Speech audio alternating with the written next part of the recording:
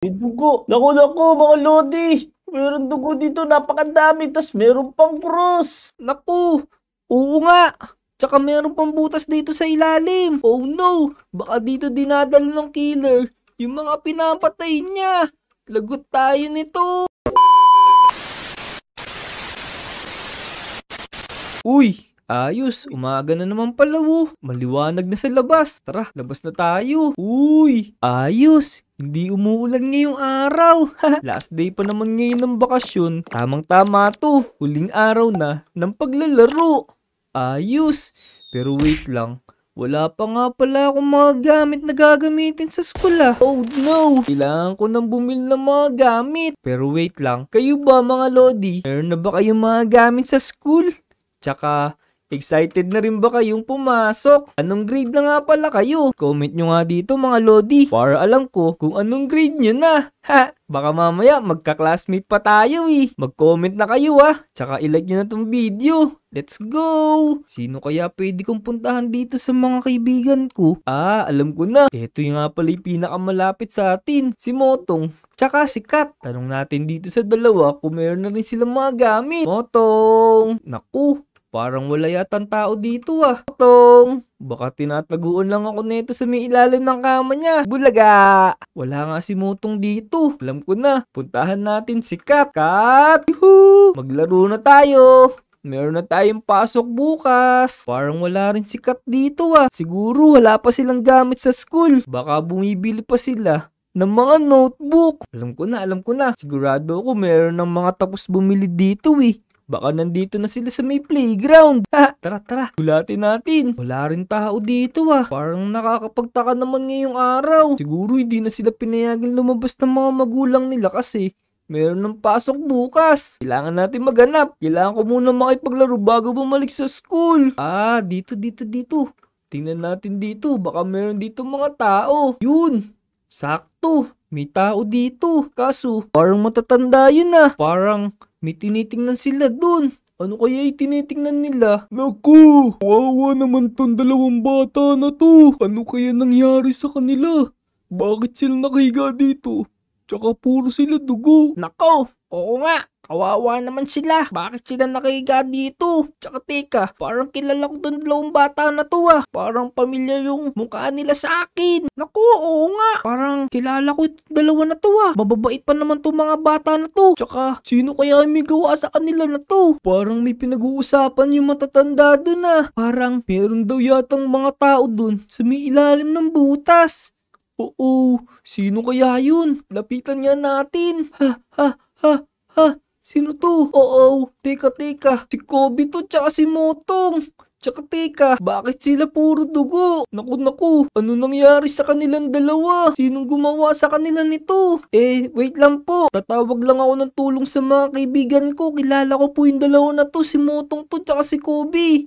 Bantayan niyo po muna sila. Tara. Punta tayo dun kay Namnam. Kailangan malaman ni Namnam yung nangyari kay Kobe na to tsaka kay Motong. Naku, nasaan na kaya yung baon na binigay sa akin ng mami ko? Naku, tako dito. Paano ako papasok sa school? Uy, ito si Namnam, sakto. Nam! Uy, mamaya mo na hanapin yung baon mo sa school. Uy, Ako, bakit ba? Hindi ako pwedeng walang baon. Magugutom ako sa school. naku, Namnam, uy. Dito ka muna, may sasabihin ako sa'yo. Galing ako dun sa may sa may ilog. Nakita ko si Kobe, tsaka si Motong. Puro dugo sila. Puro dugo. Niloloko mo naman ako, Vic. Hindi kita niloloko. Kung ayaw mo maniwala, bahala ka. Basta, puro sila dugo. Pupuntahan ko na sila dun. Babalikan ko sila. Sige nga, tingnan niya natin. Ikaw talaga, pag ako niloloko mo, lagot ka talaga sa akin. Teka, Vic, saan ba yun? Ikaw talaga niloloko mo ako. Wala naman dito. Ito. Tingnan mo. Di ba si Kobe to tsaka si Motong? Oh no, anong nangyari sa kanila?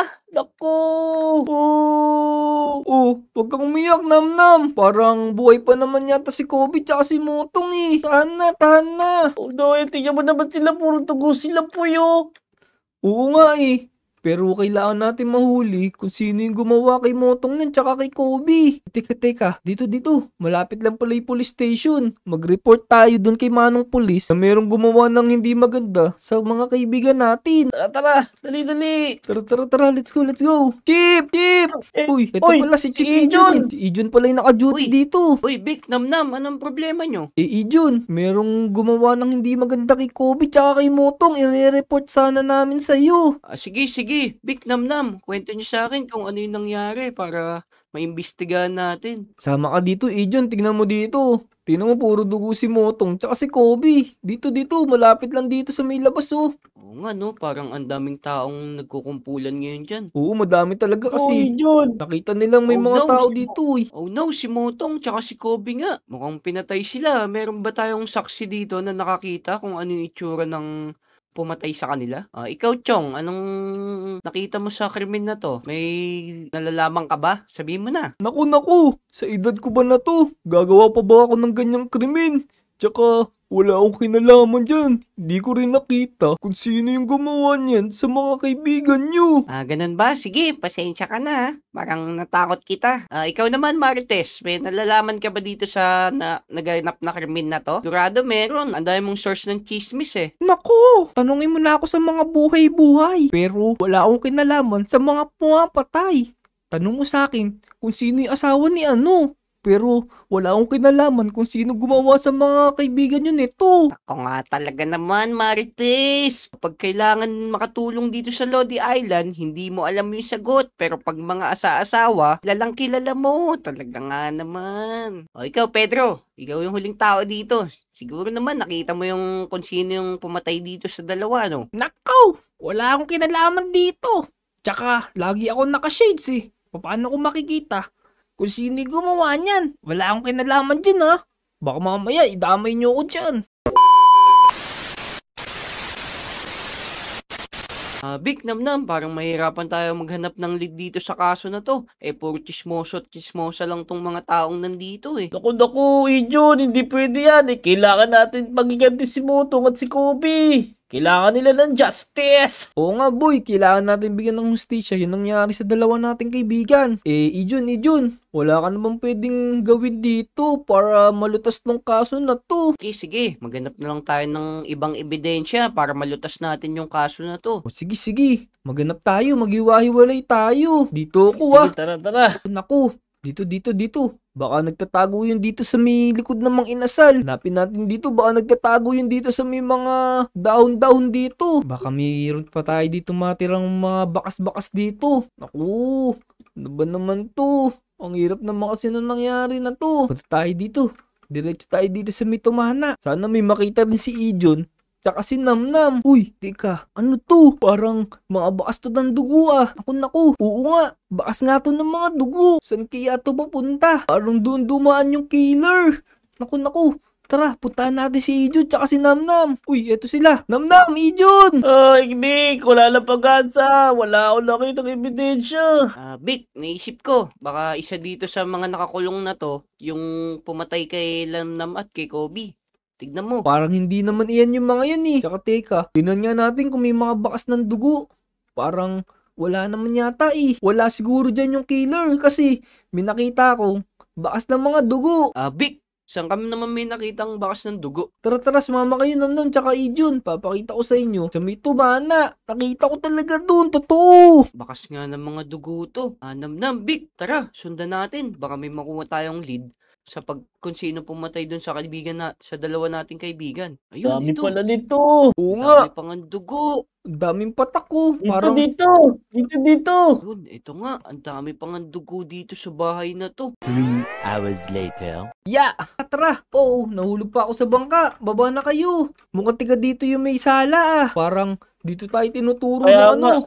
Dugo, ito may dugo pa oh. Namnam, tingnan mo. Oo nga. Pakyat mo sa may gubat. Tara, sundan natin. Tara. Huwag tayo maghiwa-hiwalay ah. Baka kasi mamaya maligaw tayo. Parang ang lawak-lawak ng lugar na to. Teka, Vic. Masama kutob ko dito. Teka, kunin nyo tong espada sa Jun. Yun, sige, salamat, Namnam. Wala kasing bala yung baril ko eh. Tara. Baka mamaya may mga kalaban dito kailangan. Practicein na natin yung pagsaksak. Yeah! Ganyan o. Oh, may dugo. Naku, mga lodi. Meron dugo dito, napakadami. Tapos meron pang cross. Naku! Oo nga! Tsaka meron pang butas dito sa ilalim. Oh no! Baka dito dinadala ng killer yung mga pinapatay niya. Lagot tayo nito. Oh, naku! May zombie dyan. Tumaliw ka dyan. Akbala talagad. Mo, Ang Vic, dami wala ka lumalabas. na. Yun, Oo. patay na. Tama nga yung hinala ni Dugo, Namnam. Parang kakaiba nga yung lugar na to. Pero wait lang. Kaya nga. May nakikita akong bahay. Oh no, may zombie. Mukhang dito Oo nakatira. nga, may bahay. Mukhang dito nakatira, Ijon, tsaka Namnam, yung killer. Kaya nga. Oo nga. Ayun, ang daming zombie dito, Vic. Tara, sugurin na natin. Nagigigil na ako. Naku. Pak! Baka mamaya, Pak! zombie pala yung nakatira dito. Uh-oh. Anong gagawin natin? Washing. Natin sila kung zombie sila lahat. Tara. Teka lang. Mag-iingat kayo, baka may trap dyan. Namnam, sumilip muna kayo, tsaka Ijon. Baka mamaya, bigla may dumating na kalaban dito. Ayun, sige. Tara, silipin muna natin. Para sure tayo na walang trap dyan. Tara, dali. Kailangan natin pagtanggol si Butong sa si Kopi. Oo nga. Kami. Teka. May tao, tingnan nyo. Laki ng kaibag. Tsaka teka, Oo tingnan nga, niyo yung no? damit niya. Puro dugo. Mukhang ito na talaga yung killer, Ijon. Huliin mo na. Nakita niyo rin ako. Nalaman niyo kung saan ako nakatira. Mukhang wala na akong kawala sa inyong tatlo. Mukhang mahuhuli na rin ako. Pero hindi ko naman pinatay yung mga kaibigan niyo. Naku. Kahit hindi mo pinatay yung mga kaibigan namin, sinaktan nyo sila. Kaya kailangan ka managot sa batas. Huliin mo na, Ijon. Sige, Vic. Namnam, huliin ko na to. Pag pumalag to, Sige. gain nyo sa leeg to. Sige. Dito, di ka na makakawala. Uli natin yan. Huli Let's ka go. na. Ayun, Namnam, Vic. Nahuli na natin tong killer na to. Ayan, killer. Diyan ka na mabubulok. Hindi ka na makakalaya sa ginawa mong kasalanan. Ayun.